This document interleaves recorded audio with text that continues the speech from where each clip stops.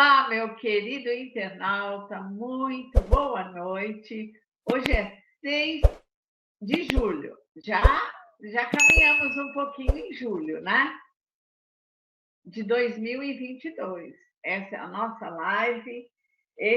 Você está no canal Conservadores do Universo e este programa é o Clube do livro comentado. Nós comentamos um livro, não é? E o livro que nós estamos comentando é o Fagulha dos Vencedores, do nosso querido autor aqui, Gilmar Dias, não é? Gilmar, muito obrigada pela sua participação hoje conosco. Eu sei que está sendo um pouquinho difícil, o Gilmar perdeu o pai dele ontem, né? Nosso sentimento, Gilmar. E não é fácil, a gente perdeu um pai. Eu sei o que é isso porque eu perdi o meu em agosto, né? Então eu sei como dói, né? Mas em homenagem à memória dele, Gilmar, vamos fazer uma live assim fantástica mesmo, formidável, em homenagem à memória do seu pai. Depois você fala o nome dele, tá bom? E como nós sempre falamos, né, nós não somos críticos literários, nós somos simplesmente leitores. Leitores que gostamos de ler e que gostamos de comentar aquilo que lemos, né? E nós estamos tendo o privilégio, nesse momento, de estar comentando o livro do Gilmar, Fagulhas do Vencedor, né? Então, Gilmar, vamos começar hoje o capítulo 14, né? Capítulo 14. Então, o capítulo 14, o título dele é Seres Vibracionais sob leis naturais, não é? E a frase você colocou de uma pessoa realmente fenomenal, Nikola Tesla, que nasceu em 1950, aliás, não, 1800, né? 1856 e faleceu em 1943. E esse homem realmente revolucionou a tecnologia, não é? Então, esse é o personagem mais importante deste capítulo, né? Então, quem foi Nikola Tesla, né? Cientista, engenheiro, inventor, que é chamado de pai da eletricidade. E então ele também descobriu, né, o fluxo magnético. E é uma pessoa, depois você vai contar tudo sobre ele, não é? Mas só para lembrar, Tesla, se vivo fosse, que ia ser difícil, né? Dia 10, agora no sábado, ele completaria 166 anos, não é? Ele também recebeu o apelido de Senhor dos Raios.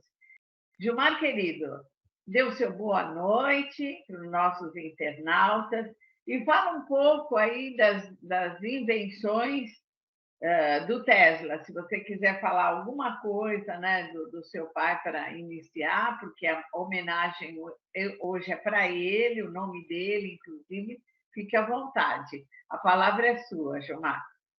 Boa noite a todos, obrigado, Clay, que é uma honra estar aqui nessa jornada aí, que já estamos no capítulo 14, e cada capítulo é uma transformação. Eu mesmo li esse aqui de novo 2 vezes, para poder assimilar de novo o conteúdo, relembrar, né? E é impressionante, que às vezes tem coisa aqui que eu nem lembro que eu tinha escrito, e eu vejo que eu fico pensando como é que eu fui capaz de canalizar informações tão bem linkadas e elaboradas.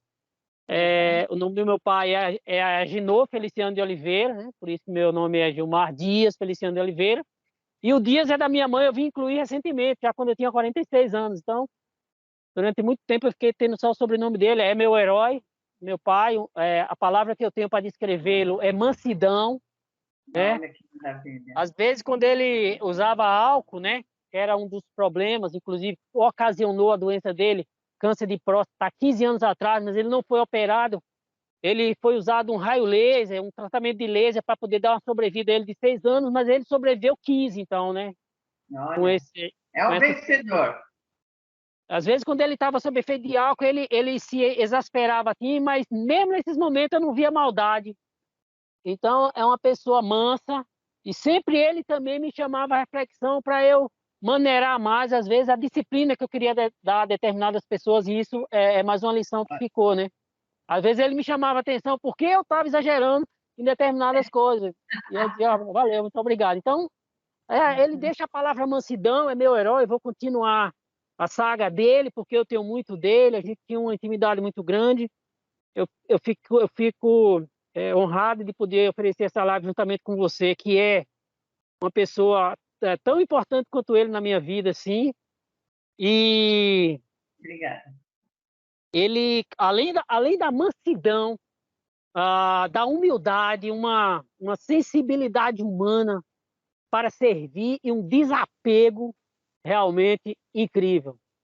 E a gente tinha uma intimidade muito grande porque ele sabia que eu herdei muito disso dele. Aí eu vou continuar essa saga como cristão, né? Ele não teve essa mesma experiência, essa oportunidade que eu tenho de poder navegar em outros mares, estar aqui em Portugal, viajar para outros países. Então, estou fazendo tudo isso em honra à memória dele e eu vou lutar com muito mais força a partir de ontem, porque tem um detalhe também que ele esperava muito de mim, mas muito mesmo.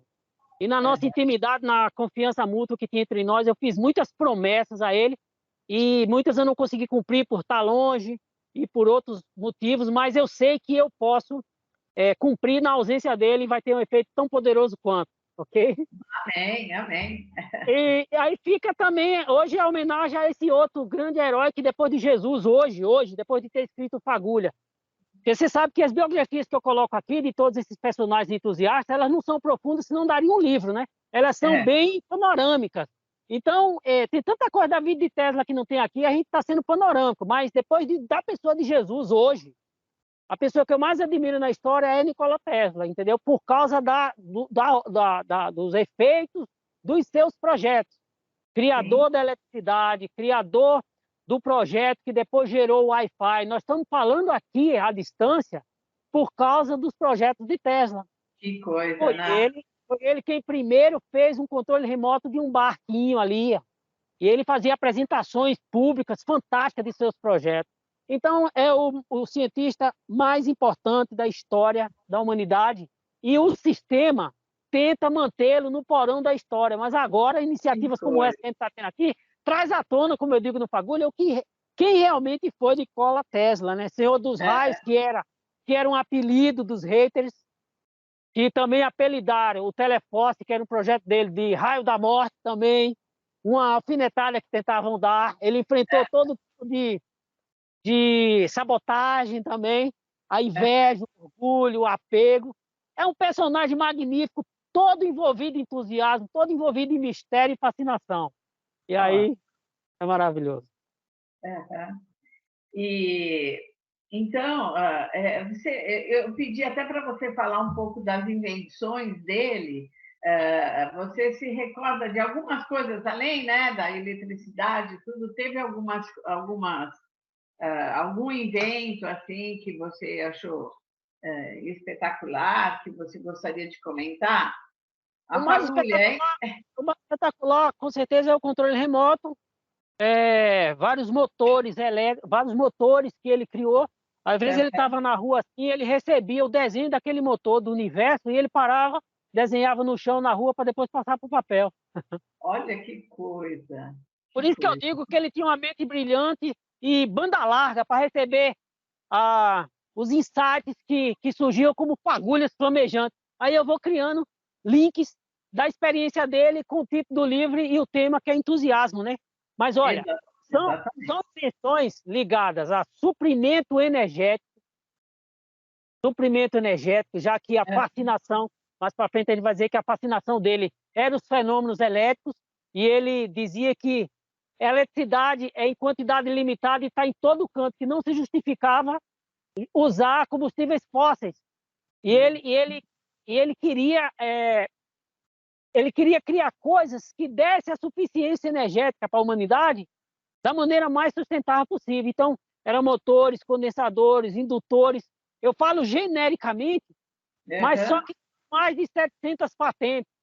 Uma vez, o cientista Marconi falaram para a Tesla assim: Tesla, Marconi está agindo de má fé com você, falando indiretamente que Marconi estava usando algumas patentes de Tesla. Tesla falou: não, ele é meu amigo, ele está usando 17 das minhas patentes com minha permissão.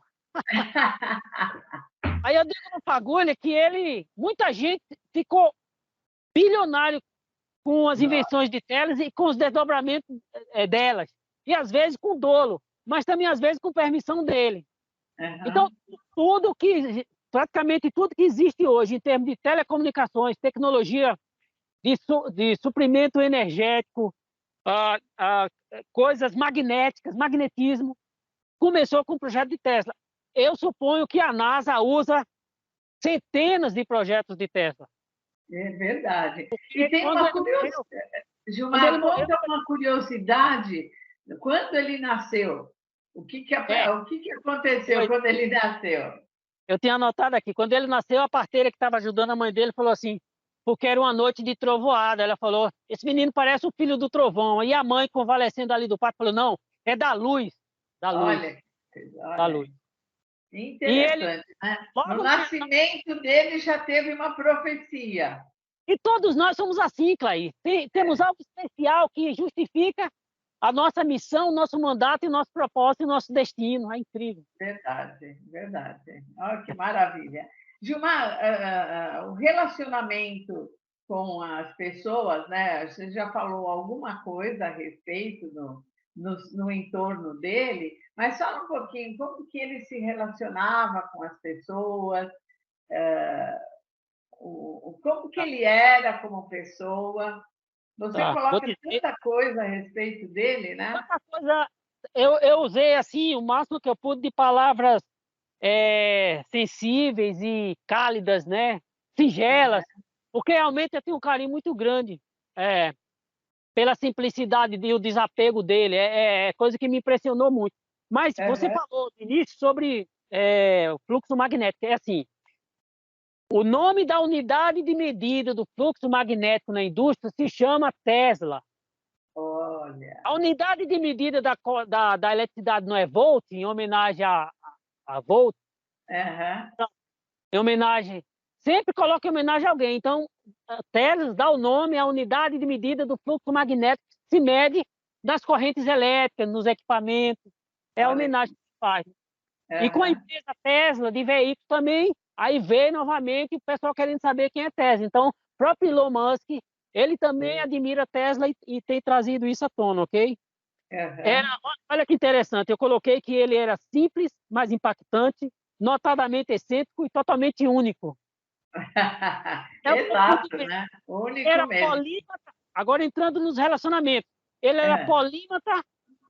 Sabe o que é polímata, né? Que conhece muitas áreas do conhecimento humano, né? Ele é bom em várias coisas. E aí, acontecia aquelas reuniões da alta sociedade, quando ele estava no topo, e aí você vê, né, ele falando sobre vários assuntos no meio daquelas pessoas, optou pelo celibatário, mas as mulheres ficavam sempre em torno, e ele dizia que não, porque ele precisava se dedicar àquilo, aí ainda se inventava também, dentro desse contexto de relacionamento social, ainda se inventava que ele tinha um amigo que podia ser namorado dele, mas não é provado, tá? As pessoas são terríveis, entendeu? E ele falava que um relacionamento com uma mulher, ele não ia conseguir ser o que ele queria ser, porque aquele mandato dele para ser o que ele foi, demandava muito tempo, muito tempo. E ele não podia, e ele teria que dar tempo dele para uma esposa, né? Para a companheira, ele teria que dar tempo, né? Agora, sobre as invenções ainda, teve duas que não saíram do papel porque eram projetos grandes. Uma era o Teleforce, que foi chamado de raio da morte, que ele transmitia um raio elétrico a partir do nada. Simplesmente era uma arma de defesa que ela não tinha cartucho, nem estava alimentada de uma fonte de energia, ela puxava do ar o seu raio e lançava um raio devastador. Que coisa. E foram chamados de raio da morte. Acha-se que alguém roubou esse projeto. E tinha também, ele queria formar ele queria criar uma espaçonave de alienígena, que tinha velocidades altíssimas para qualquer direção também, alguma coisa assim. Então, essas coisas foi ele que reverberou e fomentou e trouxe. E ele foi muito... sofreu muito preconceito, porque na torre que ele fez no interior dos Estados Unidos, ele chegou a dizer que estava perto de receber sinais extraterrestres. Aí, com isso, o pessoal criticou, cortou investimento que tinha. Foi sempre aquela história, né? Exato. Eu imagino. Você teve quanta perseguição, né? Ele não deve ter tido, né? Olha, a inveja, o ciúme... E como que... Tem uma coisa aqui muito interessante que você colocou. Ele era, assim, extremamente sábio, né? Ele conhecia muito bem, ele lia muito, como você falou, né? Ele dominava vários assuntos e com muita propriedade, não é? Mas ele teve um probleminha com outro inventor chamado Thomas Edison, e ele falou alguma coisa a respeito de Thomas Edison quando este morreu. Ele deixou para falar alguma coisa, né, de Edison depois que ele morreu. O que foi que ele falou sobre? Porque Thomas Edison, nossa, todo mundo fala, né? Inventou a luz e tal, a lâmpada. Isso é sintomático. Pois é, você vê como que o sistema dominante faz. Pega uma pessoa que era menor que o outro, mas só porque o outro tinha princípios, esses princípios que a gente ensina aqui, então aquele fica no esquecimento e eles trazem outro que nem é tanto assim. Porque Thomas Edison chamou Tesla para trabalhar na oficina dele, quando Tesla chegou em Nova York aos 26 anos, e prometeu uma quantia muito grande, parece que era $50 mil, ou então era uma sociedade, e aí Tesla falou, tá bem, tá fechado, de boca, né? Aí Tesla mandou vir todos os equipamentos que tinha na oficina de Thomas Edison, e todos eles ele melhorou os equipamentos, os motores, ele deu um upgrade em todo aquele equipamento, então os negócios de Thomas Edison explodiram. Aí Tesla falou, cadê minha parte, então, para que eu possa iniciar minha oficina? Aí Thomas Edison falou assim, deu uma risada, zombou dele e falou assim, você não entende o espírito de humor americano ainda. Nossa. Aí ficou. Aí Tesla observando aquilo. Depois que saiu da oficina de Thomas Edison, pasme, Tesla trabalhou 2 anos como servente de pedreiro, cavando valas na mão grande para passar tubulações em Nova York, de telégrafo e esgoto, entendeu? Para você ver como é a vida. 2 anos. E depois ele conseguiu outros projetos e vendeu, entendeu? É uma história muito... coisa linda, é milagre, é entusiasmo, pai. Aí ele segurou isso, observando, quando Thomas Edison morreu, ele foi lá e falou, olha, ele não tinha um pingo de preocupação com higiene, com cuidado, confiava apenas no espírito inventivo norte-americano e não estudava nada.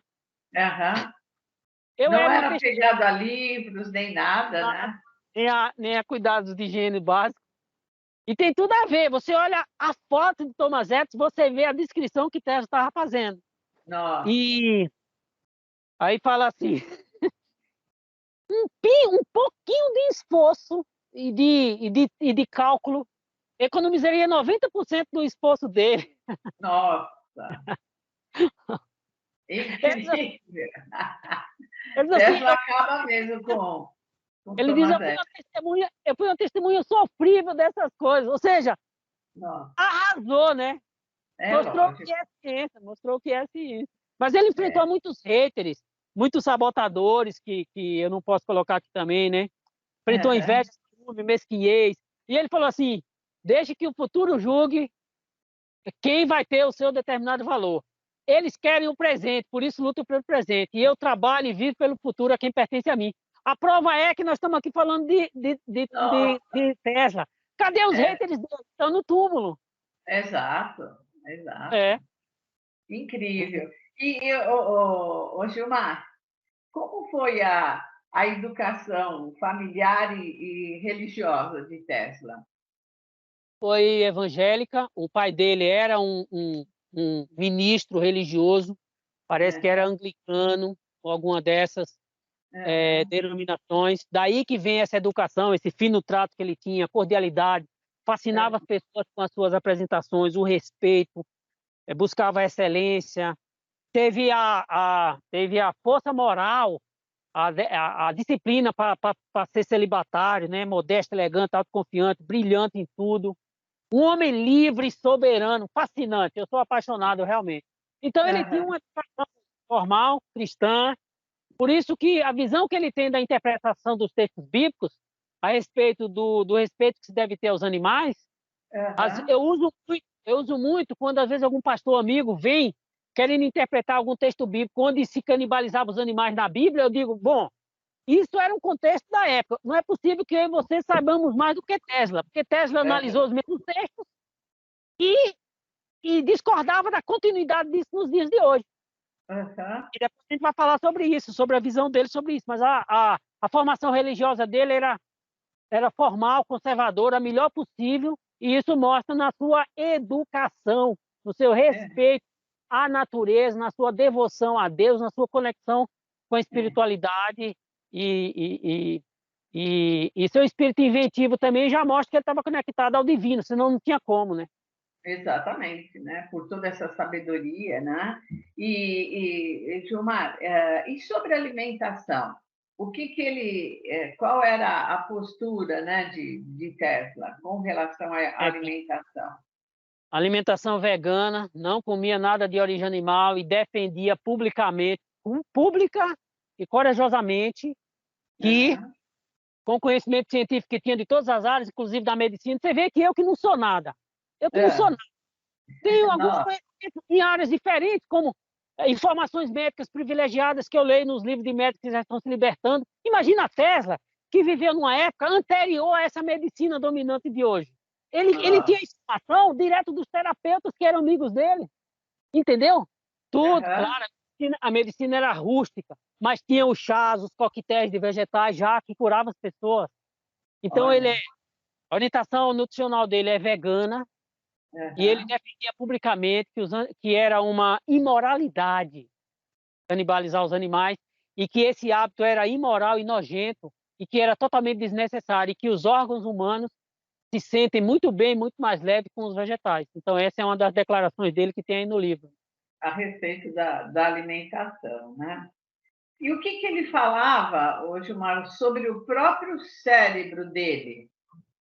Ele dizia que o cérebro dele era, mostrando humildade, né? Era apenas um receptor.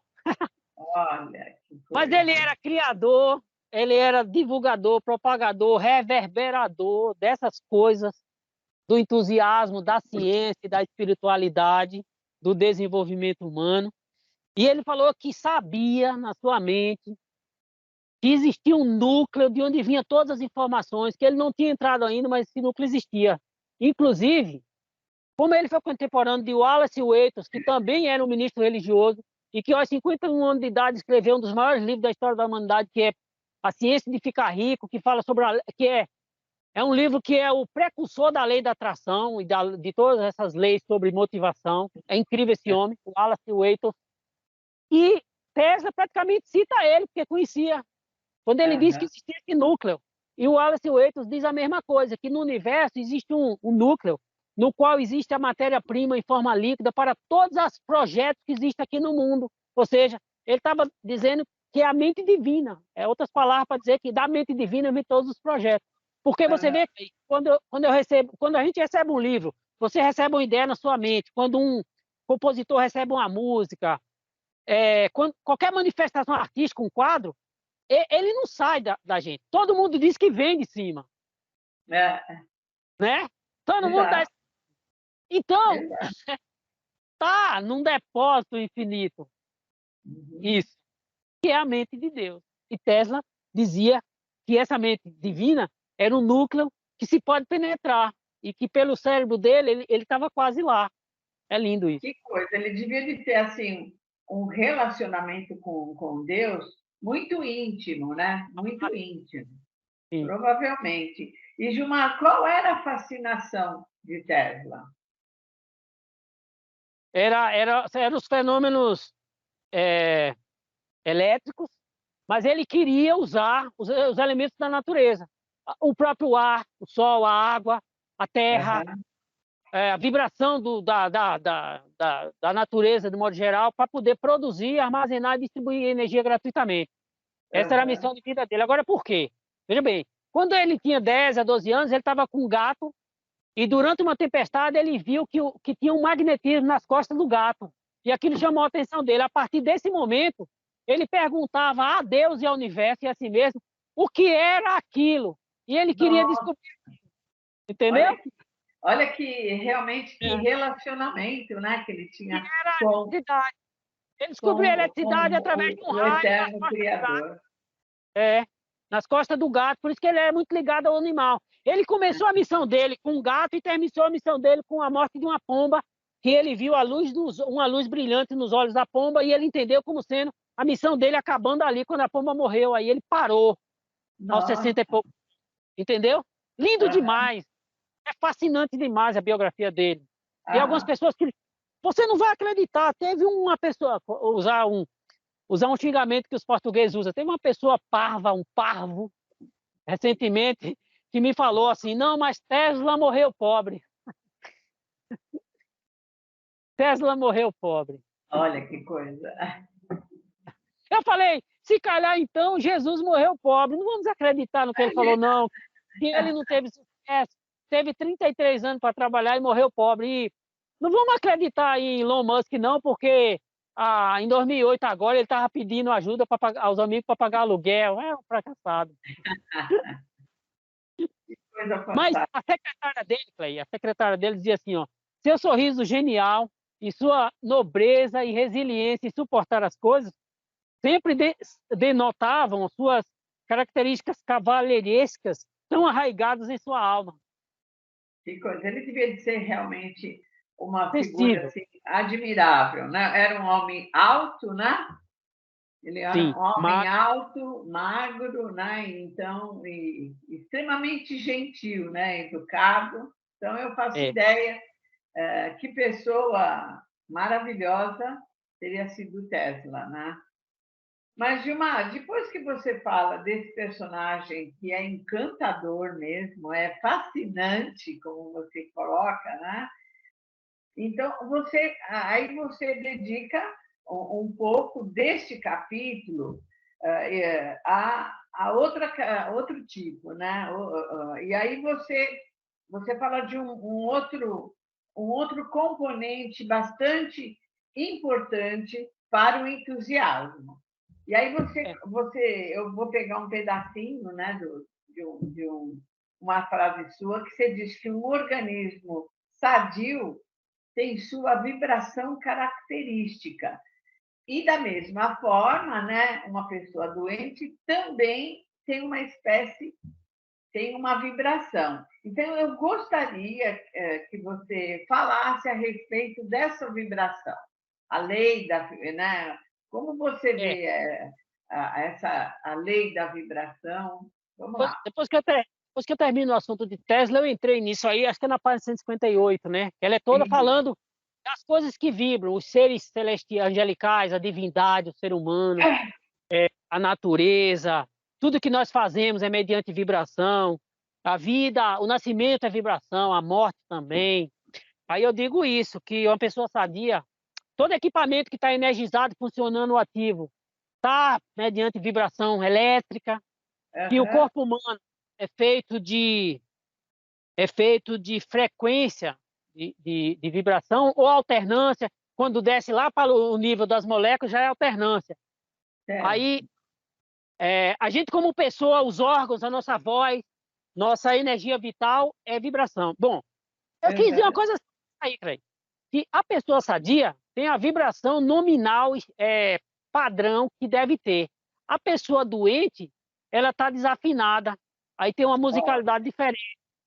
Tanto é que eu já te falei na outra live que hoje tem até um casal aí no Paraná que eu acompanho e que eles têm máquinas que curam as pessoas por vibração. Você está com o fígado doente, seu fígado está desafinado. Então eles colocam a música do fígado no seu ouvido para o fígado funcionar, que é tipo um diapasão. Nós somos uma orquestra sinfônica, tem que estar Que tudo coisa funcionando. maravilhosa. Que coisa É. maravilhosa. Você pode ver, doutor Laí Ribeiro, orquestra do corpo humano, ele que afirma isso. As pessoas acham que porque eu não sou da área, não posso dizer coisas da área. Só é você estudar com as que estão se libertando do sistema, você vai saber. A mesma coisa que Tesla fazia, né? Ele Uma coisa. estudava várias áreas do conhecimento, É. né? Por E isso foi que ele ele que podia, perdão, por isso que ele falou. podia dialogar a respeito de qualquer coisa, porque ele dominava várias áreas do conhecimento humano, ele dominava, ele realmente ele lia muito, né? Queria Então, que você lesse. diferente de Thomas Edison, né? É. E outro. Eu queria que você lesse aí os 2 parágrafos da página 158, porque eu li 3 vezes hoje, eu quase choro das palavras que eu coloquei aí sobre esse tema vibração. É lindo demais. Quer ver? Você coloca, na página 158, você coloca, né? Um organismo sadio é aqui? Por Um aí. Pode... organismo, é, É. um pouquinho antes, você coloca assim, olha, tudo que está vivendo, funcionando, acontecendo, está constantemente vibrando. Todas as partículas da matéria, dentro e fora do nosso corpo, estão em vibração ou alternância. Foi. Isso ocorre implacável e ininterruptamente em nossos membros, células, vasos, órgãos e organelas. E aí você coloca um organismo sadio, tem sua vibração característica, e o doente tem a sua, também tem a sua. Cada animal tem a sua e cada ser espiritual também. Cegos, surdos e mudos se conectam com o mundo mediante vibração. É. Olha, Pois... chuva, tempestade, trovão e relâmpago são feitos de vibrações. A vibração nos astros celestes, nos desertos, montanhas, vales e oceanos. Parece música, né? É exatamente Deus, os céus e os seres angelicais estão em eterna vibração. Pois. E aí você coloca, o vento vibra sem parar em seu infinito vai e vem. Ondas vibracionais do espaço teriam sido captadas recentemente por cientistas. É a vibração que dá o ritmo, que dá a forma, o tom e a força de tudo que existe. Toda vitória no esporte é conseguida e seguida por vibração. Uma nova venda, um novo contrato ou qualquer tipo de acordo ou desacordo são celebrados mediante vibração. Tudo nos leva a vibrar, seja o simples fato de estarmos vivos ou alguma conquista profissional. A vibração no mal-estar, na doença ou na perda, nossos corpos são movidos à vibração para comer, para crescer e para amar.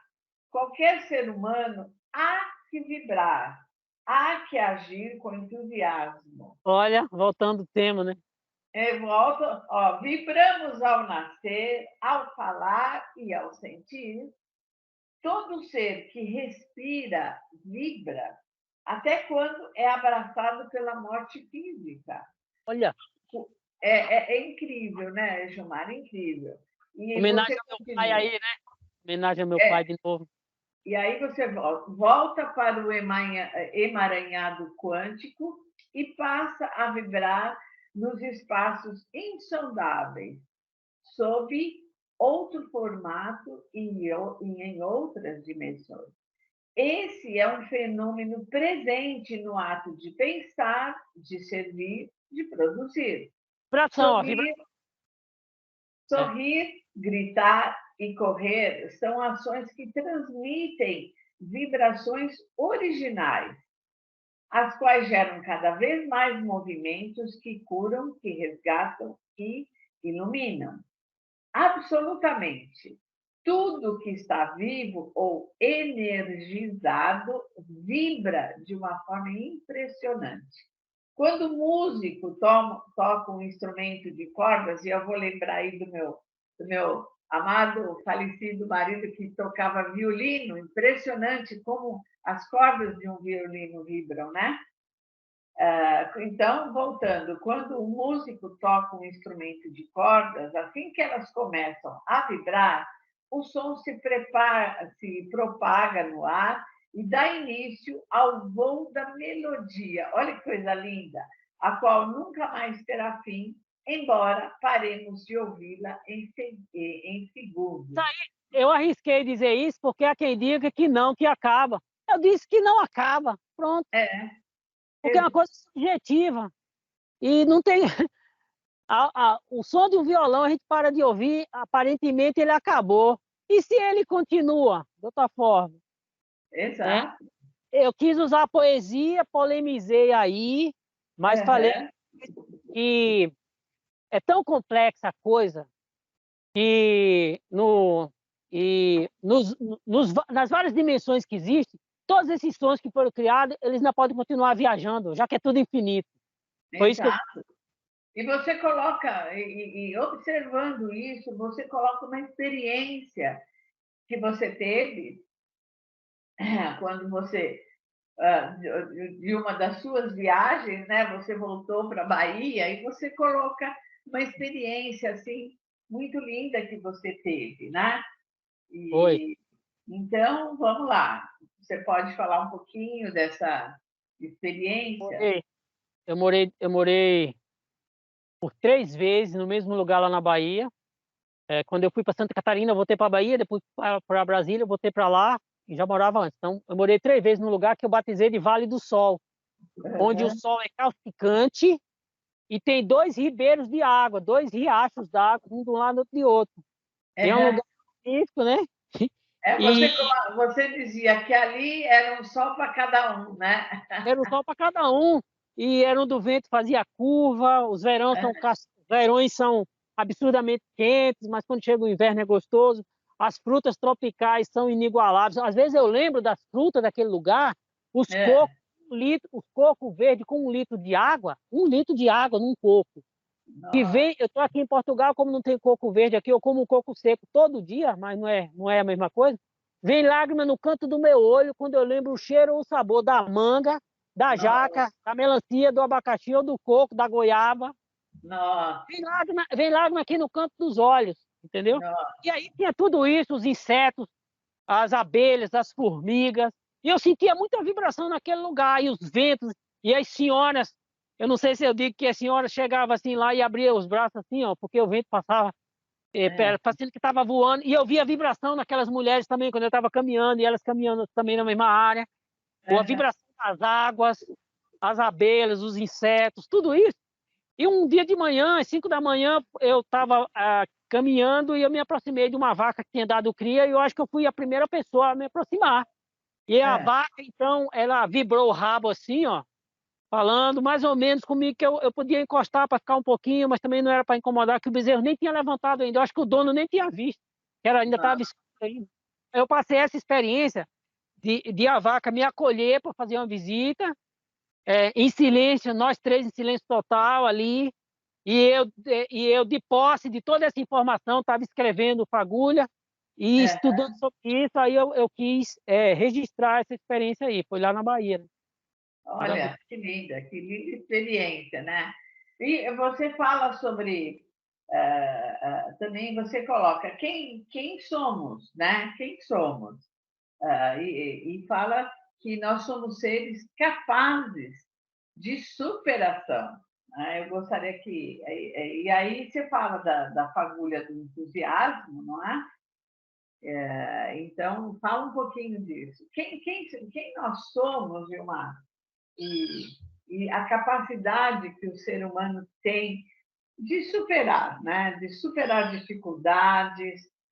Tem pessoas que a gente fica tão admirada, pessoas com problemas, deficientes físicos e tudo mais, mas tem uma superação. Eu lembro daquele rapaz que nasceu sem as pernas, sem os braços, ele tem assim, um pouquinho aqui do... Ele é americano, né? Ele faz surf, ele estudou, fez faculdade, casou, tem filho. É o Nick Vujicic. Nick Vujicic. Exato. E incrível, não é? Nós lembramos exatamente, nós lembramos também da nossa mais próxima de nós, da Emanuele Alckmin, né? A nossa querida Manu, que realmente teve os seus olhinhos, ela operou aos 11 meses e usou sempre prótese, né? E essa menina também é fantástica, foi para a escola, era uma das primeiras alunas da classe, foi para a faculdade, fez direito, que é só leitura, não é só leitura. E quando ela fala, ela faz, quando ela dá palestras, né? E quando ela fala, é impressionante, ela não tem nada na mão dela, nada para guiar. A mente absoluta. Todo o texto dela é impressionante. Tem começo, meio, final, né? E conclusão. É impressionante. Impressionante, né? impressionante. Essa é a vibração, né? É o que, quando você fala da vibração e da fagulha do entusiasmo. Poder da superação, né, que você fala. Exato. Olha, o livro A Fagulha dos Vencedores, basicamente é todo sobre isso. Sobre você não ficar de mimimi, não ficar de vitimismo e aproveitar o seu potencial, ter um projeto de vida, usar a fagulha dos vencedores, ativar ela, que todos nós temos direito. Eu digo durante todo o livro que é só uma questão de ativar, entender, ativar, lembrar que todos nós temos um propósito específico. É daí que vem o nosso poder de superação. Sem entusiasmo não há poder de superação, porque não há gratidão. A gratidão é quem cura tudo, porque é impossível ter gratidão e ódio, é impossível ter gratidão e tristeza, é impossível ter gratidão e desânimo, é impossível ter gratidão e marasmo. A gratidão só coaduna com entusiasmo. Por isso que eles são parceiros, né? E aí o poder de superação, nós somos essas máquinas vibracionais, esses seres vibracionais, que ainda estão sob leis naturais, mas que têm esse alto poder de superação. E eu digo em outra parte do Fagulha aí, que ao mesmo tempo que o ser humano é muito frágil, ele é absurdamente robusto. Não é? Incrível, né? Incrível. Por causa do poder de superação, poder de perdão que o corpo tem. A pessoa... Agora mesmo eu estou ajudando uma pessoa a emagrecer 40 quilos aqui, entende? E aí eu digo, seu corpo ainda tem poder de recuperação, ele ainda tem capacidade de perdoar os erros que você cometeu. A pessoa chora de ver o que ele comia, Gilmar. Eu comi uma pizza inteira às 10 da noite, e eu tinha refluxo. Aí eu tinha refluxo, eu digo, pois é. Aí a situação, eu não posso escrever por uma questão de ética, mas é um negócio absurdo o estado de entrega que o ser humano está à falsa comida, que é a principal arma do destruidor das nossas almas, a falsa comida. Exato. E é incrível, por exemplo, a indústria do refrigerante, né, Gilmar? A indústria do refrigerante. Eu estava vendo aí que a Coca-Cola, ela tem... isso foi colocado, né, que ela tem um teor altíssimo de açúcar, altíssimo, né? Como qualquer outro refrigerante, mas tem determinadas pessoas que não conseguem se alimentar se não tomar um refrigerante, não tomar um líquido junto com a refeição. É terrível.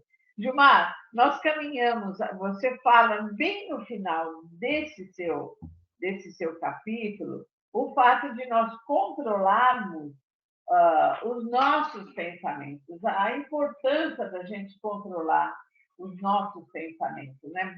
É o último parágrafo, né, desse seu capítulo, você fala é preciso controlar os pensamentos, direcionando-os para ações produtivas dentro de um planejamento estratégico ou um método especial, que nos leve diretamente à compreensão de que somos seres vibracionais, sem limites e merecedores de tudo de bom que formos capazes de visualizar e conceber. Então, esse é o último parágrafo, e eu peço que você faça as suas considerações finais, né? Com essa vibração aí, né? Desse último parágrafo desse